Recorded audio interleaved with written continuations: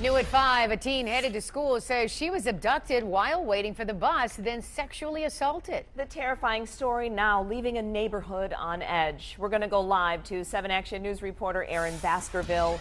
He's on Detroit's east side. And Aaron, this is terrible. What are you learning? Yeah.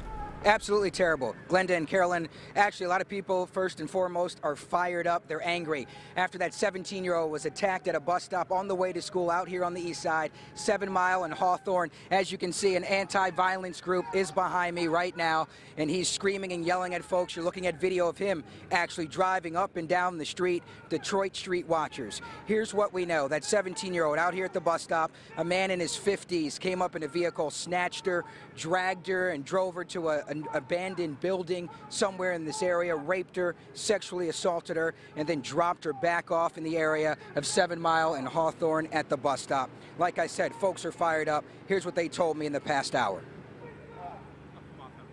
He pulled her into the car, and he pulled her in an abandoned house.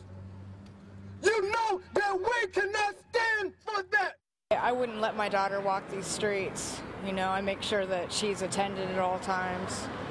And you drive her to school, make sure that she's never left alone? Right, yeah. She goes to school in Warren, so I don't even send her to school around here. I'm hurt the most because, man,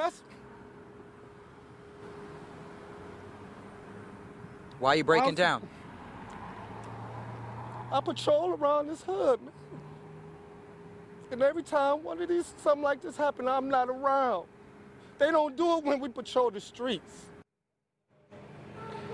As you saw right there, raw emotion from the man who's behind me with a bullhorn up and down the road, screaming and yelling, trying to get the word out. He says he patrols these streets every single day, and that's why he was so upset. It happened when he wasn't out here, 6:30 in the morning on Wednesday. They don't have a really good description of this man.